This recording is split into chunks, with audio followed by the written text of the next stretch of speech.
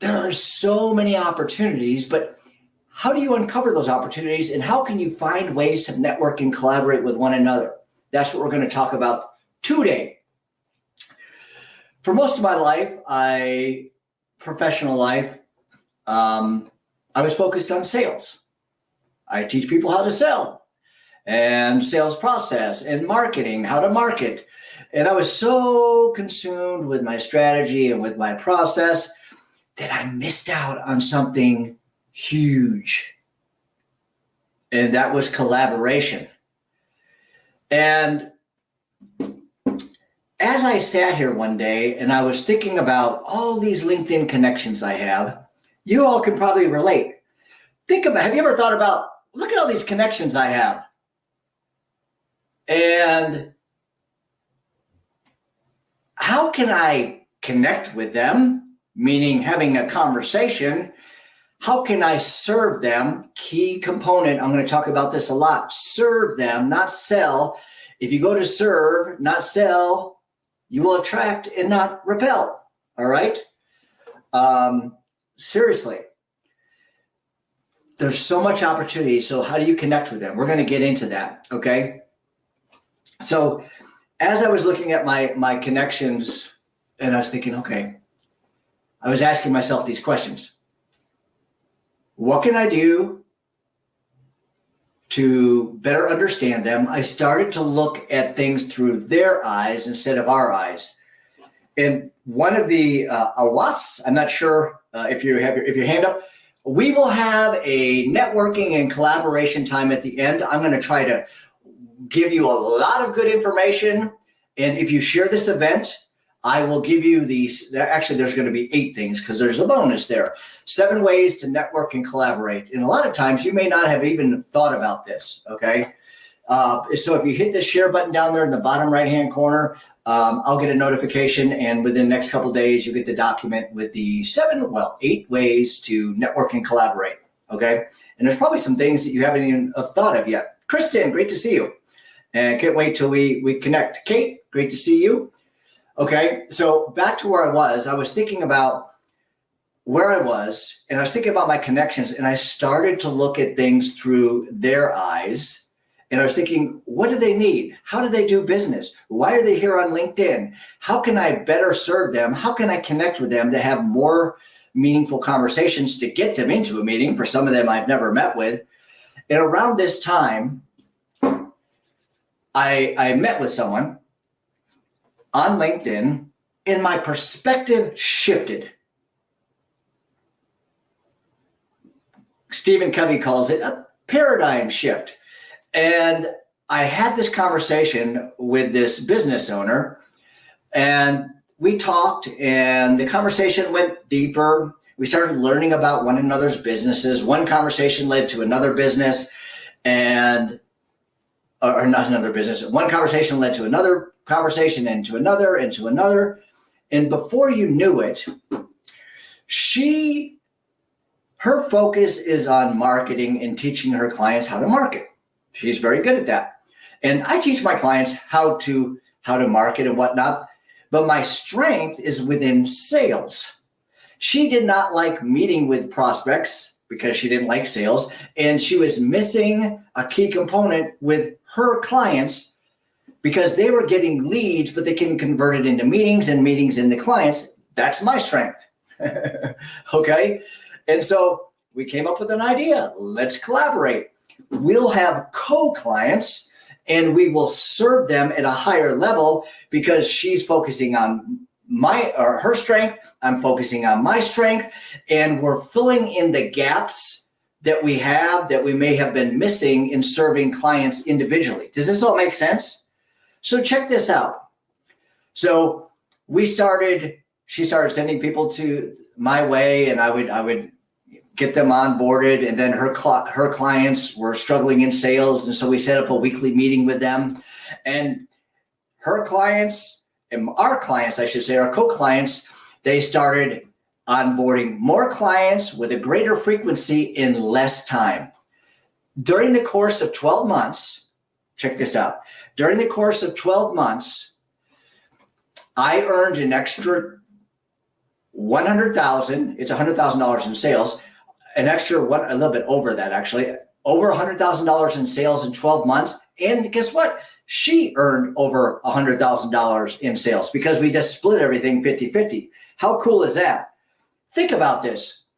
Is there someone who maybe serves a similar target market as you, but they have a skill set that's maybe better than yours in an area, and you have a skill set or a system or strategy that's better than theirs?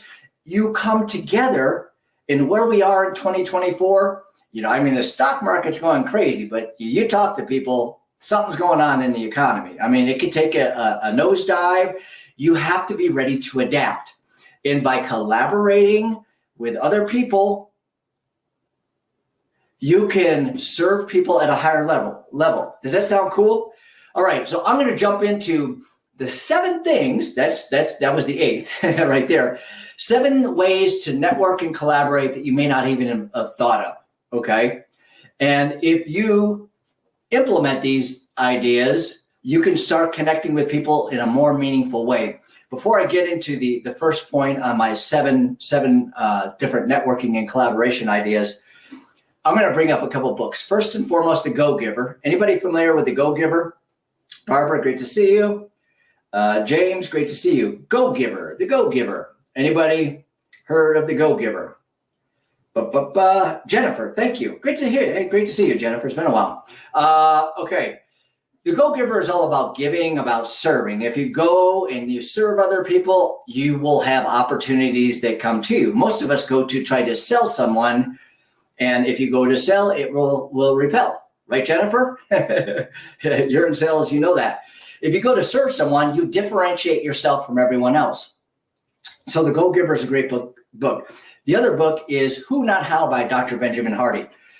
Who Not How, we as business owners or sales, whatever you do, let me just take how many of you have your own business? Give me a thumbs up.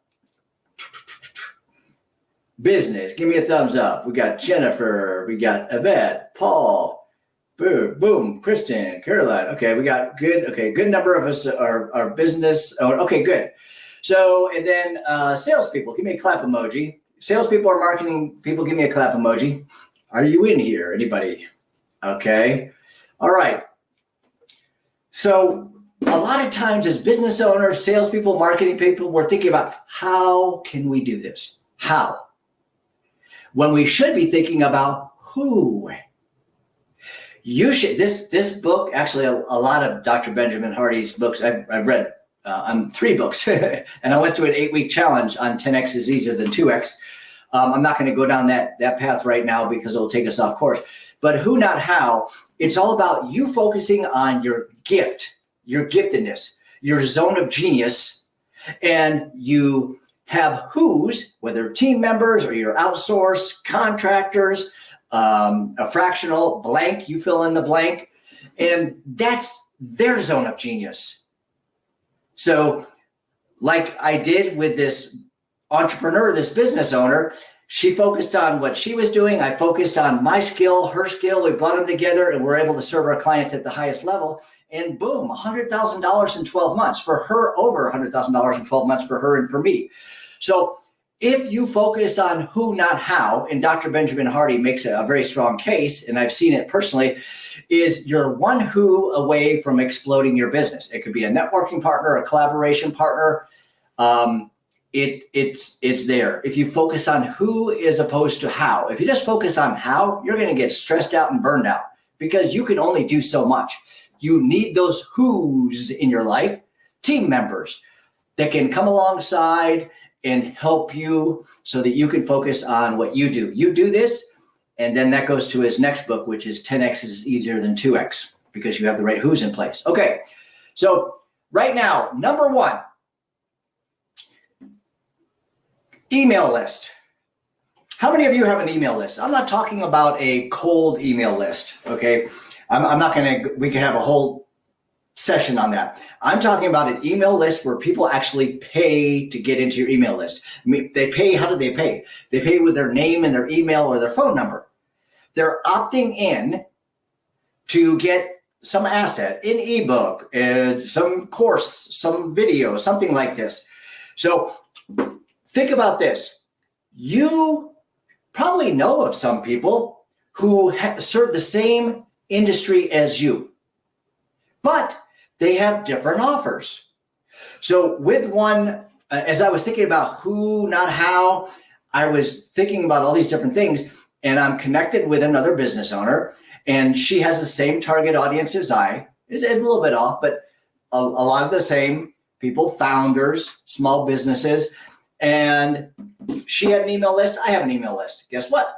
She started promoting my business through her email list, and I started promoting her business through my email list. And you know what? It's refreshing.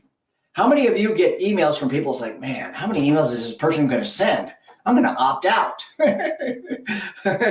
Can you relate to that? So it's refreshing when you have someone that introduces you, and that's a third-party endorsement, by the way. If someone sends someone, talks about you or promoting an event or a launch or something about your business or an ebook or a blog or whatever it is, they're giving you a third-party endorsement. So we did that effectively. So think about this. What's one person, maybe, and reach out to several people where they have an email list and they could promote you, your business, your events. You could promote them, their business, their events. Does that sound cool? Think about this. Okay, Yvette, are you thinking about somebody? Unica, if I've got that right, that's a cool name, by the way. Sebastian, are you thinking about anybody? All right, Heather, great to see you. All right, now, mutual interviews. Number 2, mutual interviews. You can interview, like Paul and I have talked several times. I can interview Paul, and Paul can interview me. And I can share my interview with Paul to my target audience, which is also his target audience. And he can share his interview with me to his target audience. Do you understand how that's just one small thing, one simple thing to do? And can I tell you something? This is kind of cool. How many times are you interested in connecting with somebody, but you're either through DMs or trying to communicate and they're not responding? Anybody have that happen? Yes. I don't know about you all, but I'm getting more in-mails and spam in my LinkedIn than any other time in my LinkedIn history. Big time. So differentiate yourself. If you interview someone, if you connect, and let's just say, let me pick on somebody here. Brandon. So if I reach out to Brandon and I say, hey, Brandon, I see that I'm going to click on your name real quick. Business app extraordinaire. So franchisor's best friend. So if I reach out to Brandon and say, Brandon, I see you have this app and you're franchisor's best friend. I have someone who actually is a broker for franchises. Would it be okay just to interview you? I'd be happy to share it with my audience so I can learn more about what you do, and then we can learn more about each other's business. He's more apt to have a conversation with me than if I'm just saying, hey, I can help you do X, Y, and Z. Do you understand that? Podcasters, there's a lot of podcasters who use this strategy. Say, hey, I'll interview you in your business and I'll share it with my audience. And while they interview you, guess what? They're learning about all your problems, all of your challenges, all your goals. And many of those conversations, if they have an offer for you, will turn into clients. So same idea. So number 2, mutual interviews. You share with them, or you share their interview, your interview of them with your target audience. Slow down, Chaz, and vice versa. Sound cool? Think about I bet you have had conversations with people that you could do this and reach out to now, okay? Anyone that's just joining me, Lori, great to see you. If you share the event, I will share with you the 7 things, it's actually 8, ways to collaborate or network, okay? Referrals. Everyone thinks about this. Actively refer your connections to others and seek the same in return. I have a client who refers to his referral partners as just partners. And if someone refers someone his way, he gives them 10%. And he has offers that are anywhere from $20,000 to $50,000. So it's significant. We've referred business to one another. So you build a relationship and you're like, hey, can you refer someone? Make it official. Find out who they serve, how they serve, what's the specific they meet in the marketplace and start having conversations with one another. Okay. By the way, this person I'm talking about, he actually became my client. Miriam, I'm going to do questions here probably in about 10 minutes. I see you have your hand up. And be ready, everybody. I don't want to get to the end and say, come on up and introduce yourself, and everyone's sitting around not wanting to be the first one up here. This is your chance to shine and talk about what you do and use some of the ideas, or one of the ideas, I should say, about collaborating, that you'd like to collaborate with someone else. Okay. You can do weekly promotions. Feature a connections business in a post, and they could do the same for you. And by the way, if you're trying to get a hold of somebody and they're not responding, just actively do something for them without thinking, hey, if I do this for them, they're going to do something for me. The whole idea for the go-giver is to give without expecting receiving. And you know what? When you do that, it's a miraculous thing that happens that a lot of people are like, hey, thanks for sharing that. I really appreciate that. You get into a conversation and boom. Okay, so promote one another. Joint events. Couple things here. I talk to a lot of my clients, and one of the things I tell my clients about, I'll pick on one client in particular. I won't say this person's name. We'll call him Melvin, not his real name. I've never had a client named Melvin. And I'm talking with him about, he goes, I really want to get involved in the sales process. I'm working with his sales team as a fractional chief revenue officer, because he promoted a guy to a sales manager, and he's like, Chaz, I'm struggling with leading these salespeople, managing them, giving them training, giving them mentorship, and all these things, all these different things. This is what I do. I go in, I lead them, I provide the system, the process, and in a very short period of time, salespeople are starting to reach their potential and get sales and whatnot. So in my conversation with him, he goes, I want to get involved too.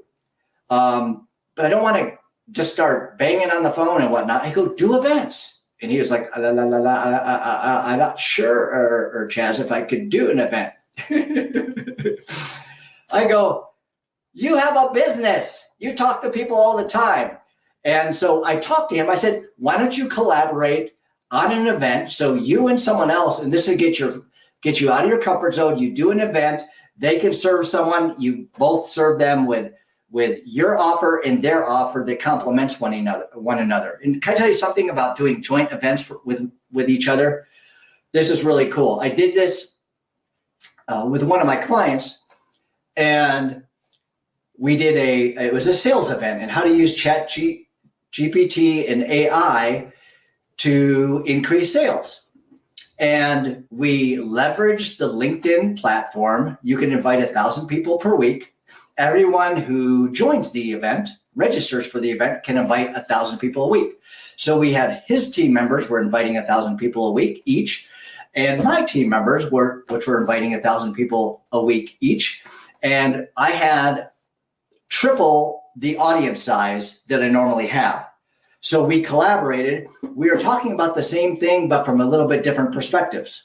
Paul I've had Paul come on stage and talk about AI, because this is what he does.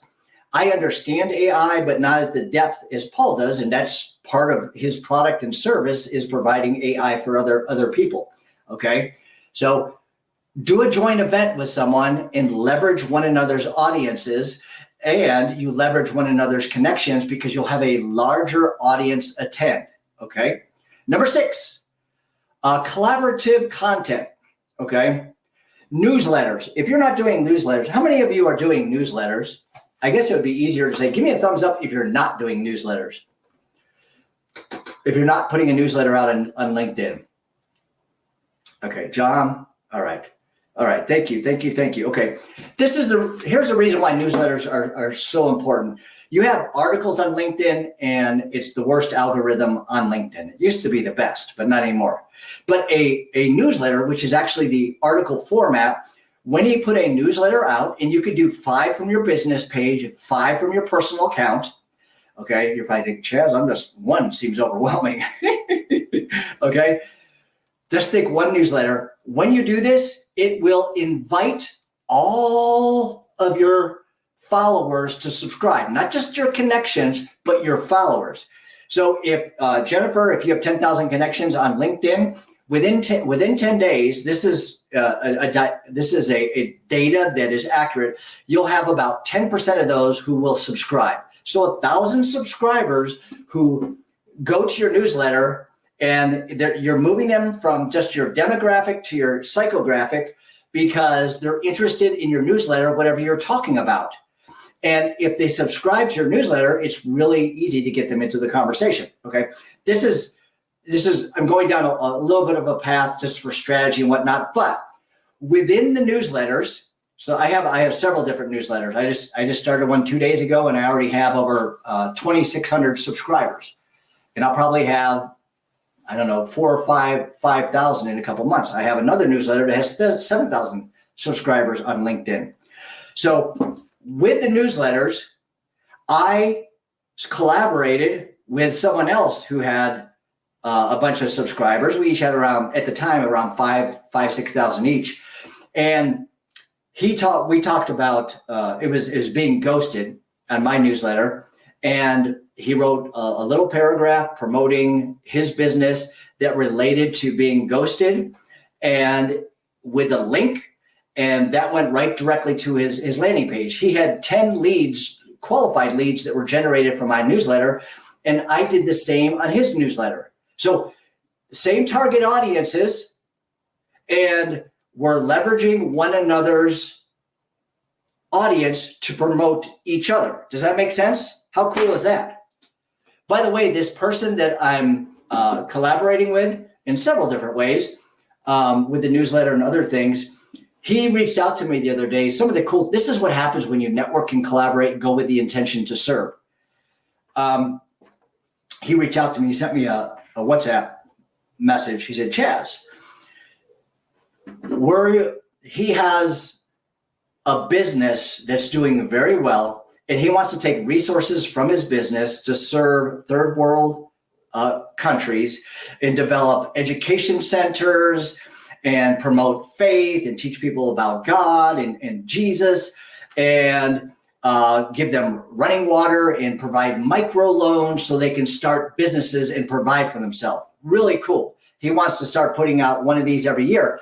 And he said, Chaz, will you be on my board of directors? I'm like, I'm getting goosebumps just thinking about it. I go, heck yeah, man. He goes, what do you think about it? I go, I don't need to think about it. Yes. So now I'm on the board of directors. And when the first location that's going to go up is going to be in Colombia within the next year, and they're going to fly me down there as we open up that new location. How cool is that? So not only are you helping each other in business, but you can serve the greater humanity in a more impactful way. How cool is that? All right. So collaborate skill sets. So you and your business, we talked about the who, not how. Where are the voids in your business? The voids, the emptiness, the spaces, the gaps in your business. Where are they? For me, it's my operational processes need some work. They need improvement. That's not my skill set. So one of my former clients came to me. He said his business is growing. He's got about $1 million a year business. When he was my client several years back, I mean, he was about $50,000 a year. So he's grown and he's done very well. He's got operational processes. He has a COO in place who has just really made things seamless within this process. I want that. He reached out to me and he said, Chaz, I have these salespeople and I don't have a clue on how to lead them, how to manage them, how to set up the sales process and whatnot.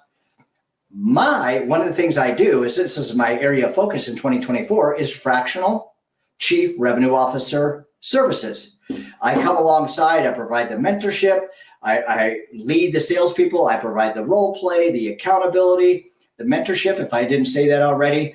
And within 6 weeks, they start getting results, and I create a winning sales culture. He was talking to his salespeople in such a way that was sucking the motivation out of them. And I was like, dude, man, step aside. Let me take this and just take notes and we'll meet monthly to talk about how you're going to implement this when I'm not here any longer. He goes, man, this is awesome. So Chief Revenue Officer, I'm doing that. And his COO is helping me create my operational processes. How cool is that? We're just, people call it bartering, collaborating. So here's a way that we can help each other and there's no money out of our pocket, and we're